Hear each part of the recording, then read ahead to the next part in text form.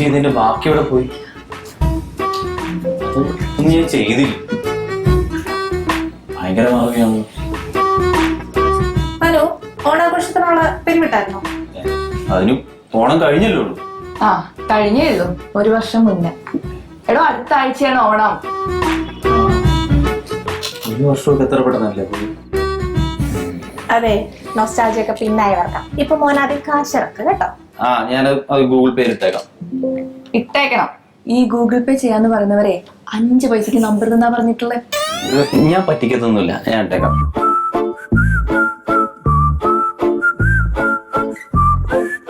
അല്ല, അവിടെ രാകേഷ് എന്തി? പറയും പോലെ അവനെവിടെ? അതന്നെയല്ലേ ഞാനും ചോദിച്ചത്. അല്ല, എനിക്ക് രാവിലെ തന്നെ ഭയങ്കര പെൻഡിങ് വർക്കിന്റെ പ്രഷർ ഉള്ളതുകൊണ്ട് ഞാൻ ചായ പോലും കുടിക്കാൻ ഒറ്റ ഇരുന്ന് വർക്ക് ചെയ്യുന്നതാണ്. അതുകൊണ്ട് അവൻ എവിടെ പോയി നീ ശ്രദ്ധിച്ചില്ല. എവിടെ പോയിട്ടാവും? ഇനിയിപ്പോ പിരിവ് തരാതിരിക്കാൻ വേണ്ടി മുങ്ങിയതായിരിക്കോ? ഏയ്, അതാവാൻ വഴിയില്ല. തൂർത്തിന്റെ കാര്യത്തിൽ ഒരു കോംപ്രമൈസും ഇല്ലാത്തവനാണ് അവൻ. പൈസയൊക്കെ അവൻ ആവശ്യം പോലെ ചെലവഴിച്ചു.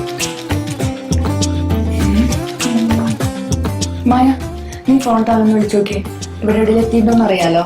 വിളിച്ചോക്കാം.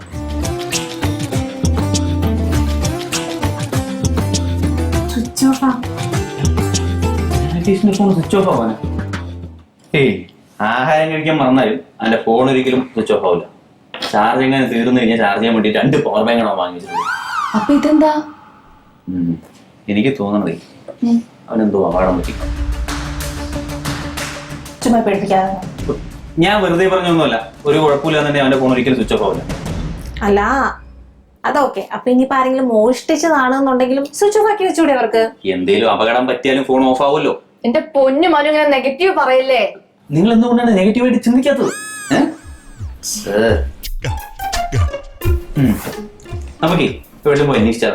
എവിടെ പോയി അന്വേഷിക്കാനാ? എവിടെയും പോയി അന്വേഷിക്കാം.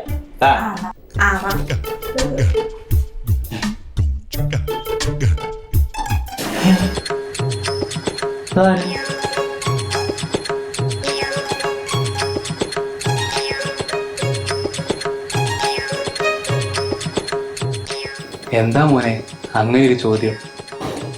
ഇത് ഞാനാ, രാകേഷ്. നിന്നെക്കാൾ 1 മാസം മൂത്തതല്ലേടാ ഞാൻ. അപ്പൊ നീ എനിക്ക് കുഞ്ഞല്ലേടാ. നിനക്ക് എന്താണ് പറ്റിയത്? എന്തു പറ്റാൻ? ഞാൻ എന്താണെന്നുള്ള സത്യം ഞാൻ തിരിച്ചറിഞ്ഞു. സത്യമോ? അതെ, ഞാനെന്ന സത്യം. എന്താണ് സത്യം? എനിക്ക് പ്രായമാകുന്നു എന്നുള്ള സത്യം. ഇനി പഴയതുപോലെയല്ല കാര്യങ്ങൾ എന്ന സത്യം.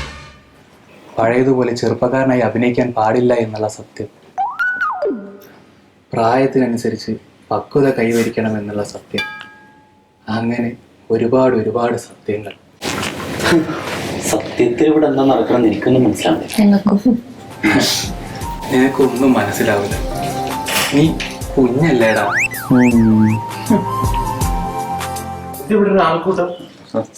സ്വാമിജി, ഇതൊരു സത്രം എന്ന് പറഞ്ഞാൽ നിങ്ങൾ പറഞ്ഞില്ലേ? അയ്യോ, സാർ ഉദ്ദേശിക്കുന്ന പോലെ ഒന്നല്ല. ഇത് നമ്മുടെ രാകേഷാ, ഡ്രസ് ചേഞ്ച് ചെയ്ത് വന്നതാ. രാകേഷ്, എന്തായത്? സാർ, എന്നിലെ എന്നെ ഞാൻ തിരിച്ചറിഞ്ഞു. ഇനി മുതൽ ഞാൻ ഇങ്ങനെയായി. ലൗകിക സുഖങ്ങൾ പ്രായത്തിനനുസരിച്ച് തലയിൽ കൊണ്ട് നടക്കരുതെന്ന് ഞാൻ തിരിച്ചറിഞ്ഞു. ഇനി പഴമയുടെ ലോകത്തേക്ക് ഒരു മടങ്ങിപ്പോക്കും. പോയിട്ട് എന്തെങ്കിലുമൊക്കെ ചെയ്യണം. രാകേഷേ, പ്രത്യേകിച്ച് കുഴപ്പങ്ങളൊന്നുമില്ലല്ലോ അല്ലേ? സാറിപ്പം വിചാരിക്കുന്നത് എനിക്ക് മാനസികമായി എന്തോ പ്രശ്നമുണ്ടെന്നല്ലേ? എനിക്കങ്ങനെ യാതൊരു തരത്തിലുള്ള പ്രശ്നവുമില്ല. സാറ് പേടിക്കണ്ട. അങ്ങനെ ഒരു പ്രശ്നം വരാതിരിക്കാൻ വേണ്ടിയിട്ടാണ് ഞാൻ ഇങ്ങനെയൊക്കെ മാറിയത്. ഇനി പഴമയുടെ ഗാനങ്ങൾ കേട്ട് പഴമയുടെ അനുഭവങ്ങൾ അനുഭവിച്ചറിഞ്ഞ് ഒരു പഴഞ്ചൻ ജീവിതത്തിലേക്ക് മടക്കി യാത്ര. അതാണ് എൻ്റെ ഒരു ലക്ഷ്യം. നിന്റെ ഫോണോടെ പോയി? അതൊക്കെ ഇനി എന്തിനാ? ആധുനിക ലോകത്തിലെ മനുഷ്യൻ സമയം കളയാൻ വേണ്ടി ഉണ്ടാക്കി വെച്ച ഓരോ കുന്ത്രാണ്ടങ്ങളല്ല. ഞാൻ അതിന് കൈകൊണ്ട് തൊഴിലാന്ന് തീരുമാനിച്ചു. അല്ലെ, ഈ ആധുനിക മനുഷ്യൻ കണ്ടുപിടിച്ച ഒരു യന്ത്രമാണ് ഈ കമ്പ്യൂട്ടർ. അതെന്തെങ്കിലും ഉപയോഗിക്കുന്നതുകൊണ്ട് കുഴപ്പമുണ്ടോ?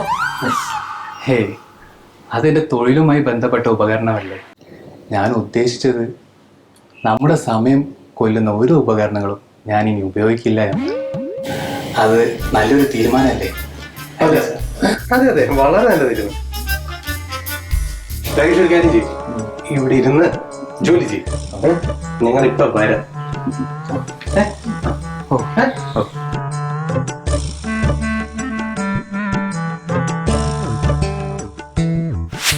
എന്തൊക്കെയാ ഇവിടെ സംഭവിക്കുന്നത്? എന്റെ സാറേ, കുറച്ചു മുന്നേ ഞാൻ അവിടെ പറഞ്ഞിരുന്നു നമുക്കൊക്കെ പ്രായമായിരുന്നു, ഇനി പഴയ പോലെ ഒന്നും ആരില്ല എന്നൊക്കെ. എനിക്ക് തോന്നുന്നു ഇതൊക്കെ കൂടെ ആലോചിച്ച് അവൻ തലയിൽ കയറ്റിട്ടേ ഒരുമാതിരി പൊട്ടം കണക്കായെന്നാണ്. ഓ, അപ്പൊ അതാണ് അവൻ കുറച്ചു മുന്നേ ക്യാബിനിൽ വന്നിട്ട് പഴയ പാട്ടുകളെ കുറിച്ചൊക്കെ സംസാരിച്ചു. അതെ സാർ, അതാണ്. സാർ ഇനി എന്തെങ്കിലും പ്രശ്നം ഉണ്ടാവോ? വല്ല അക്രമാസക്തനാവോ അങ്ങനെ എന്തെങ്കിലും? ഏയ്, അങ്ങനെയൊന്നും ഉണ്ടാവാൻ എനിക്ക് തോന്നുന്നില്ല.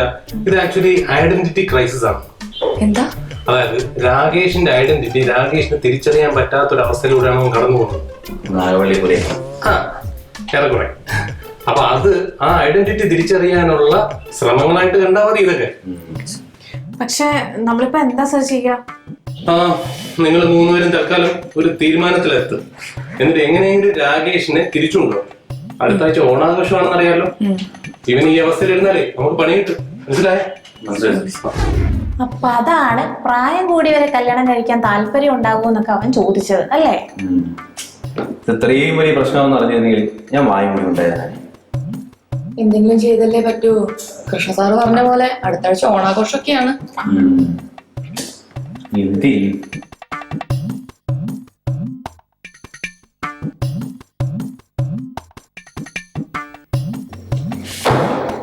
എനിക്കൊരു ഐഡിയ തോന്നുന്നുണ്ട്.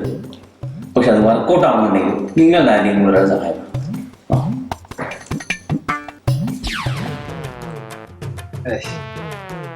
ജോലി ചെയ്യുന്ന ഒരു ഉപകരണമായിപ്പോയി.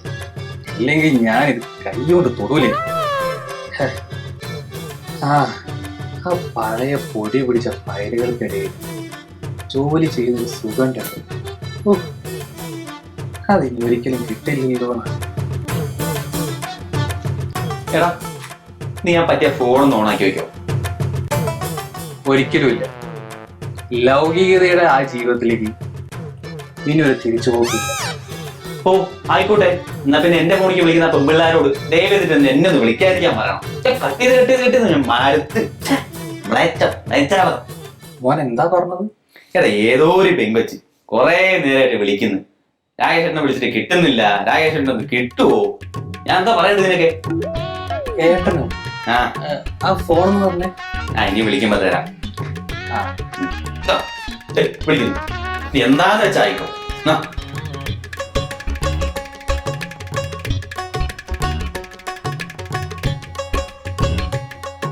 ഹലോ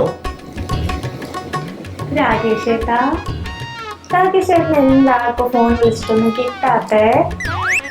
ഞാൻ ഈ ജോലി ചെയ്യുന്ന സമയത്ത് ഫോൺ ഉപയോഗിക്കാറില്ല, മാറ്റി വെച്ചിരിക്കുകയായിരുന്നു.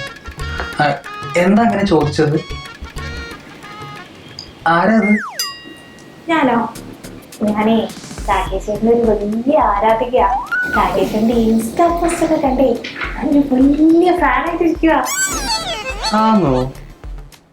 ആ, പിന്നെ രാവിലെ തൊട്ട് ചേട്ടൻ ഓൺലൈനിൽ കാണാനില്ല. അപ്പൊ പിന്നെ മനുച്ചേട്ടനെ വിളിച്ചപ്പോ മനുച്ചേട്ടൻ പറഞ്ഞു ചേട്ടൻ ഇതൊക്കെ അങ്ങ് നിർത്തിയെന്ന്. അത് മനു വെറുതെ പറയുന്ന. അവന് മുടിഞ്ഞ അസൂയാണ്. ഞാനിതൊക്കെ നിർത്തിയെന്ന് കുട്ടീനോട് പറഞ്ഞു കഴിഞ്ഞാലേ കുട്ടി അവന് മെസ്സേജ് അയക്കല്ലോ. അതിന് വേണ്ടിട്ട് അവൻ ഇറക്കിയ നമ്പറാണ്. ആണല്ലേ? എനിക്ക് തോന്നി നമ്പർ അയച്ചു. പിന്നെ നമുക്ക് ഇതിൽ അധികം നേരം സംസാരിക്കണ്ട. കാരണം അവൻ വല്ല കോൾ റെക്കോർഡിങ് എങ്ങനെ ഓണാക്കി വെച്ചിട്ടുണ്ടോ നമുക്ക് അറിയില്ലല്ലോ. കുട്ടി ഒരു കാര്യം ചെയ്യും, വൈകുന്നേരം ഞാൻ വീട്ടിലെത്തിട്ട് ഫോൺ ഓണാക്കും, അപ്പം വിളിച്ചോളൂ. നമുക്കൊരു പ്രൈവസി ഒക്കെ വേണ്ടേ? ശരി ഏട്ടാ. ആ അതെ, വിളിക്കുമല്ലോ അല്ലേ? ഞാൻ കാത്തിരിക്കേ. പിന്നെ ഉറപ്പായിട്ടും വിളിക്കും ഏട്ടാ. ടാറ്റാ.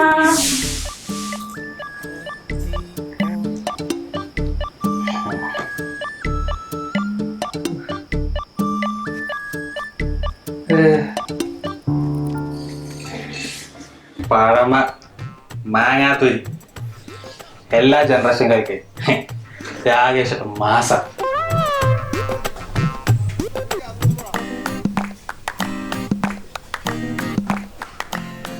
ദേ ഇത്രേ ഉള്ളൂ അവൻ.